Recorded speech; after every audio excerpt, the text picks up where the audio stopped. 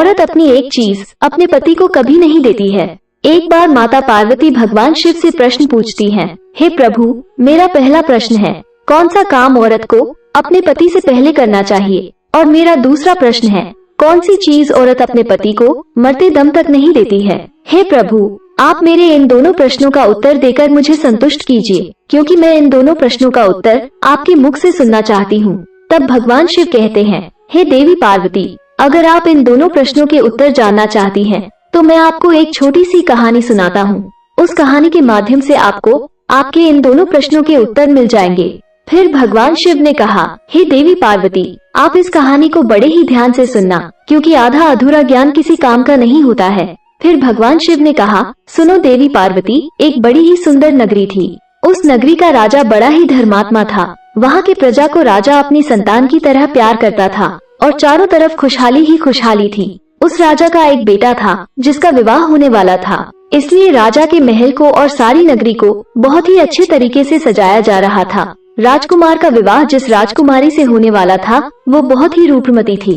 राजकुमार अपने कक्ष में लेटा हुआ राजकुमारी के बारे में सोच रहा था और सोचते सोचते अचानक से उसके मन में राजकुमारी से मिलने की इच्छा जागृत हो उठी और वो उसी समय राजकुमारी के पास जाना चाहता था। इसलिए राजकुमार ने एक योजना बनाई और सबसे छुपते छुपाते महल से निकलकर चल पड़ा और अस्तबल से एक सबसे तेज दौड़ने वाला घोड़ा लिया और घोड़े पर सवार होकर राजकुमारी से मिलने के लिए चल दिया। रास्ते में चलते चलते जब वो एक घने जंगल से गुजर रहा था तो वहाँ उसे बहुत ही जोर से प्यास सताने लगी। राजकुमार पानी की तलाश में इधर उधर भटकने लगा और वहाँ पर उसे कोई जलाशय दिखाई नहीं दिया। वहाँ पर उसने कई छोटे मोटे तालाब और नदियाँ देखी, लेकिन संयोग से उसमें पानी नहीं मिला।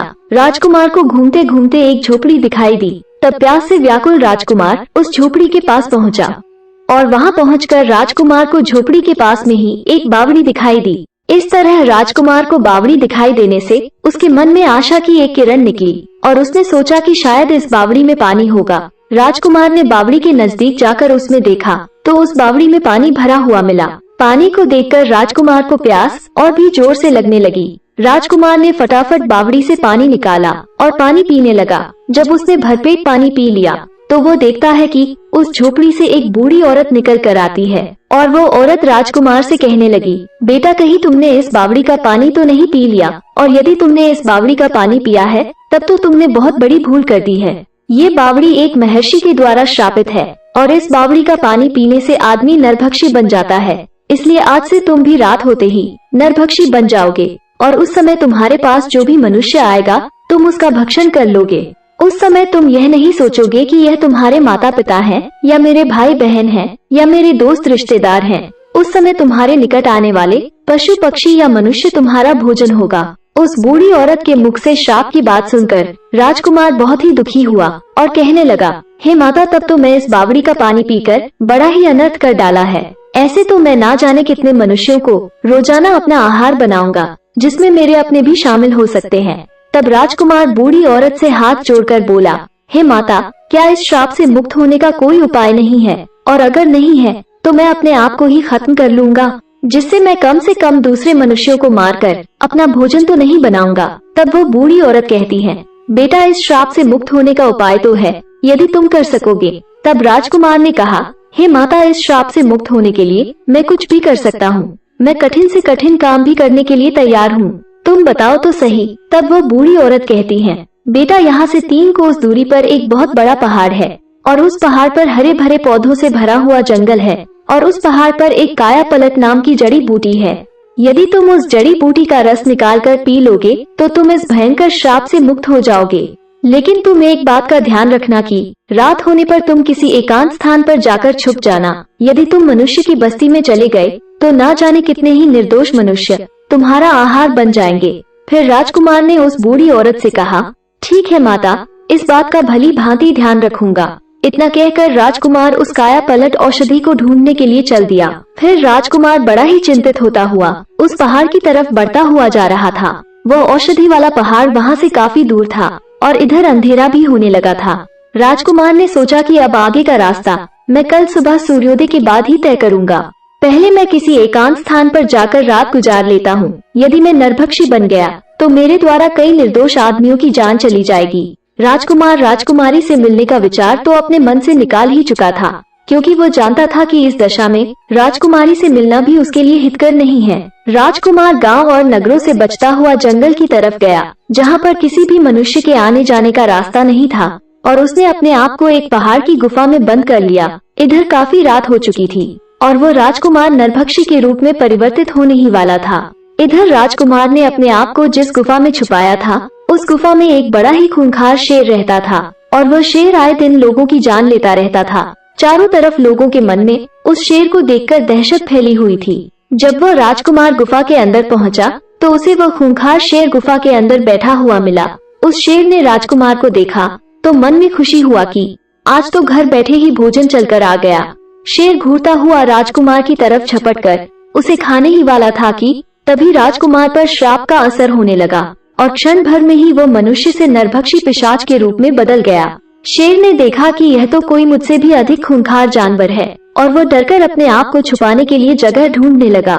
नरभक्षी राजकुमार भी उस शेर को देखकर उस पर टूट पड़ा, और थोड़ी ही देर में वो शेर को मारकर खा गया।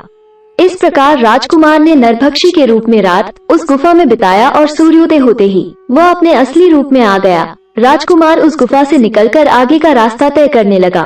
तभी गांव के कुछ लोगों ने देखा कि ये युवक तो उस दिशा से आ रहा है जिस दिशा में वो आदमखोर शेर रहता है। लोगों को उसे जीवित देखकर बड़ा आश्चर्य हुआ, और सब लोग पूछने लगे, अरे भाई तुम कौन हो और इधर कहाँ से आ रहे हो? इधर तो एक खूंखार शेर रहता है जो लोगों को मारकर खा जाता है, तुम भला जीवित कैसे बचकर आए? तब राजकुमार ने बताया, अरे भाई मुझे किसी बात का डर नहीं लगता है।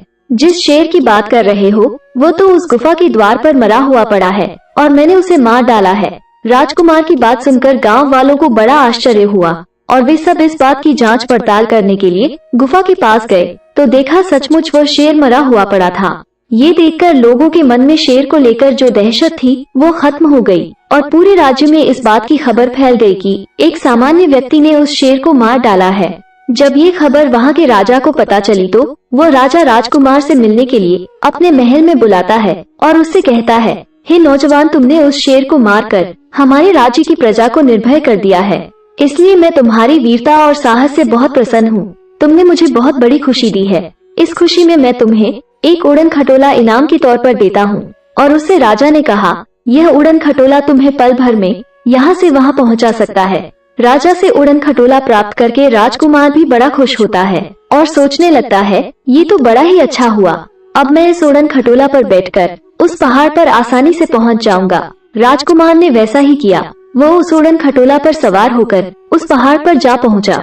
वहां पहुंचकर उसने देखा कि वहां काया पलट नाम की अनेक जड़ी बूटियां चमक रही थी, जो बार बार अपना रूप बदल रही थी। बूढ़ी माँ ने उसे पहले ही बता दिया था कि जो बूटी अपना रंग रूप बदलते दिखाई दे उसी का रस निकाल कर पी लेना। राजकुमार ने बिना समय गंवाए उस जड़ी बूटी का रस निकाल कर पी लिया, क्योंकि इधर शाम होने वाली थी। राजकुमार अब निरोगी हो चुका था। अब राजकुमार ने क्या किया कि वो उस उड़न खटोला पर बैठकर अपनी राजकुमारी के नगर को चला गया, और वहां पहुंचकर वो अपनी राजकुमारी से मिलता है, और राजकुमारी भी अपने राजकुमार से मिलकर बड़ी खुश होती है। इधर राजकुमार ने अपने नगर में खबर भिजवा देता है कि आप बारात लेकर आ जाओ, मैं अपने ससुराल पहुंच चुका हूँ। इधर राजकुमार की बारात आ जाती है, और अगले दिन उस राजकुमारी के साथ बड़े ही धूमधाम के साथ विवाह हो जाता है, और वह अपने नगर को वापस लौट आते हैं। दोनों ही बड़े आनंद के साथ रहने लगते हैं, और कुछ दिनों के बाद राजकुमार के घर में एक पुत्र का जन्म होता है, और पुत्र की खुशी में राज परिवार में जश्न मनाया गया, प्रजा में मिठाइयाँ बांटी गयी। फिर एक दिन उस राजकुमार के राज्य पर शत्रु देश ने आक्रमण कर दिया। तब राजकुमार अपने दुश्मनों से लड़ने के लिए युद्ध क्षेत्र में जाता है। उड़न खटोला की सहायता से राजकुमार ने अपने दुश्मन की सेना में खलबली मचा देता है, परंतु युद्ध में तीर लग जाने के कारण राजकुमार की भी जान चली गई। जब राजकुमार की मृत्यु हो जाती है तो सब लोग उसे अर्थी पर रखकर शमशान में ले जाने लगते हैं, तो उसकी पत्नी वहीं पर खड़ी होकर जोर जोर से रो रही थी। राजकुमार के सभी परिवार वाले उसे कंधा दे रहे थे और उसे शमशान की ओर ले जा रहे थे। फिर भगवान शिव कहते हैं, हे देवी पार्वती, यह वही चीज है जो स्त्री अपने पति को नहीं दे सकती, और पति जो स्त्री को दे सकता है। हमारे धर्म की यही परंपरा है। पति के मरने के बाद स्त्री उसे कंधा नहीं दे सकती, और न ही उसे शमशान में साथ ले जा सकती है। भगवान शिव कहते हैं, हे देवी पार्वती, तुम्हारा दूसरा प्रश्न था कि स्त्री कौन सा काम पति से पहले करना चाहती है। तो सुनो इसका उत्तर। सुहागिन स्त्री यह कामना करती है कि उसकी मृत्यु उसके पति से पहले हो जाए, जिससे उसका पति उसे कंधा दे सके और उसे मुखाग्नि दे सके और उसका तारण हो सके। वैसे भी पति के मरने के बाद स्त्री के जीवन का कोई महत्व नहीं रह जाता। पति के बिना उसका जीवन नहीं रहता।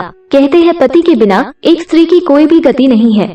एक पुरुष के बिना स्त्री का जीवन बड़ा ही कष्टकारी होता है। वो स्त्रियां बड़ी भाग्यशाली होती है जो पति से पहले मृत्यु को प्राप्त हो जाती है और पति के हाथों अंतिम संस्कार होने का सौभाग्य प्राप्त होता है। वीडियो अच्छी लगी हो तो लाइक, शेयर और ऐसे ही वीडियो को देखने के लिए हमारे चैनल को सब्सक्राइब जरूर करें। धन्यवाद।